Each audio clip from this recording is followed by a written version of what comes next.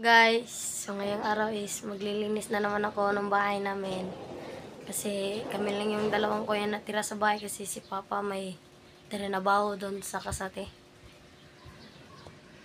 Yung itsura ng bahay namin guys, napakadumi. Yan. Nasikalat pa yung mga ano dyan. Lilinisan ko yan guys. Magwawalis muna ako.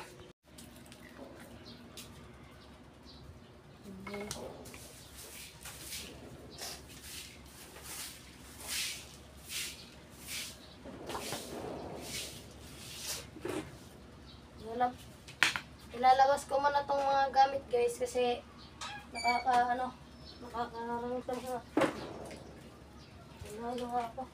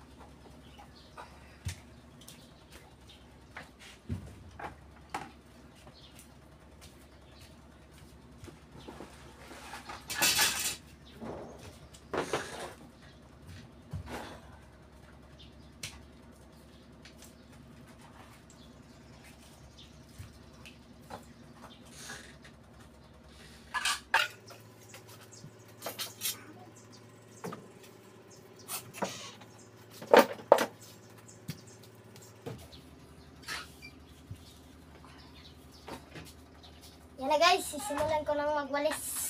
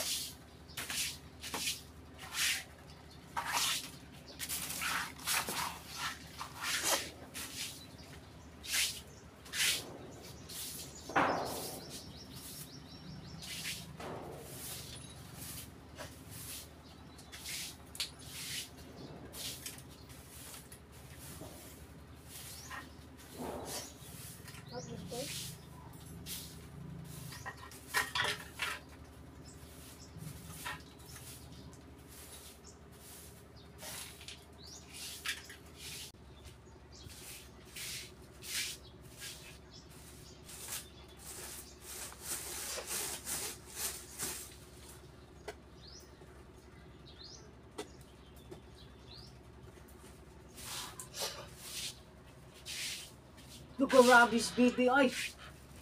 Ang laman akong baby di ay. Eh, baka nag-video ko. Hindi. Kaya sa ano. Kaya balik yung trabaho niya. Hi guys. Ngayon guys, tapos na po akong magwalis at maghuhugas na naman ako.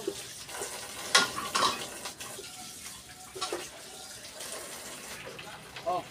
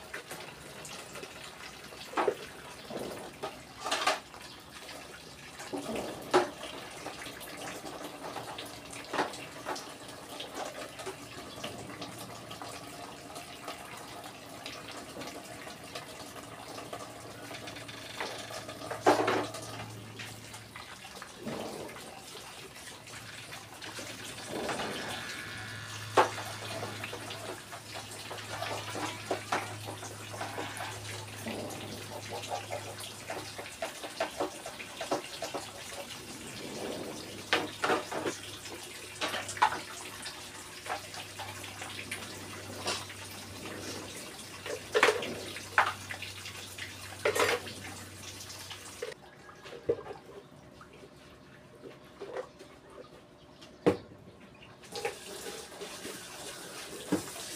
tapos na po ako maglinis ng bahay at maliligo na po ako.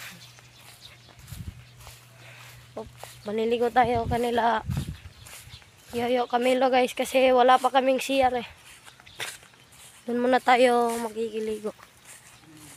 Guys, tapos na po akong maligo at saka kakain na muna ako. Kain po tayo guys. Ang ulam ko po is fried chicken. Galing kay Papa.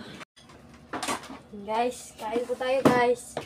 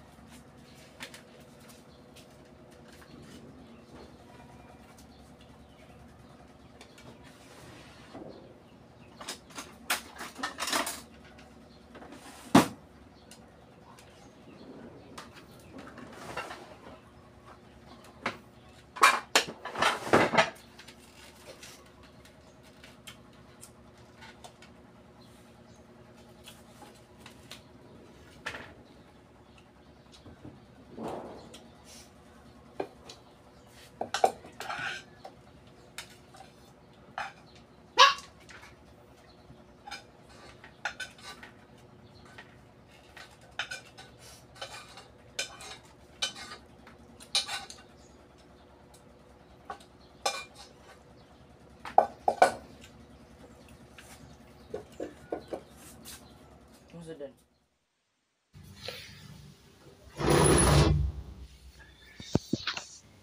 Hi everyone. So ayan guys, for today's video is magbe-voice over ako sa ginawang video ni Darv. Kasi gaya ng sabi ko before na yung gamit niyang cellphone is walang volume or audio. Kasi sira pa or hindi pa napaayos kasi luma na yung cellphone niya. So sabi ko magtulungan tayo kasi hindi ko naman kaya lahat. Kaya gusto ko mag-update kayo sa akin. Gumawa kayo ng mga videos para kahit papano may maipon tayo sa pag-vlog or paggawa ng content. Hindi man monthly, pero at least maipon natin para makabili tayo ng mga gusto nyong bilhin or request sa akin. Kasi yun nga, so thankful din naman ako kasi ginagawa naman din nila yung best nila. Lalo na ngayon na walang pasok, nandyan sila sa bukid kasi gustong-gusto talaga nilang, muntik na yun tumira dyan before pa. Pero yun na nga, God will provide. Ayan na yung request nila. Kahit pa unti-unti, tiyaga lang talaga. Then, nagustuhan din naman nila tumira dyan. Yun nga lang, wala ako kaya thankful din naman ako kasi nagagawa din naman nila yung mga trabaho kahit wala kami deliver. Kahit sila na lang. As a parent, proud din ako kasi makikita mo na pwede na silang iwan na sila na lang. Although may mga times na naaawa ako kasi dapat bilang isang ina ako yung gumagawa dyan para sa mga anak ko. Pero in times, mapapasalamatan din nila ako kasi gusto ko lang silang i-train. Kasi gusto ko silang i-train sa buhay kasi sa realidad yung buhay hindi madali. Maraming mga bagay na mahirap. Kaya gusto ko silang paghandaan sa mga pagdating sa puntos ng buhay nila. Yun, growing up. Kaya, ayan guys, nakakaano na kasi talagang na sila, well-trained.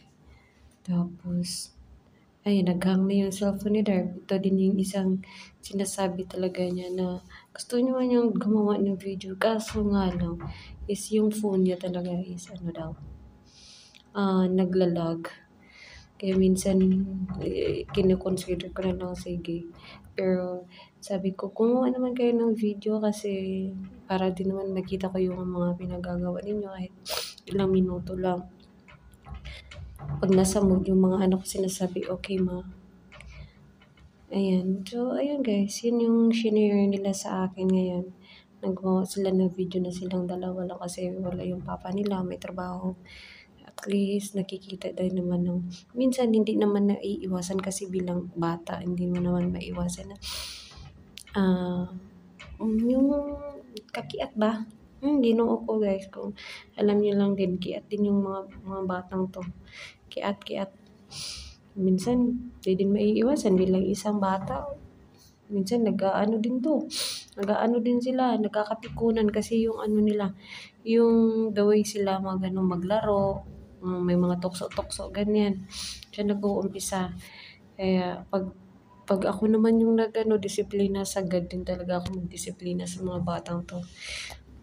Minsan nga siguro sa isip nila, isumpa pa nila ako pag ako yung pag ako pa yung sa kanila, mahinaykan. Na pagkatapos naaawa din naman ako, binibilan ko ng ice cream. Pabalik loob ba? Ayun nga, nawala na tayo sa topic. Ayan si Darv, nagmagsaing na pala siya kasi paggabi na.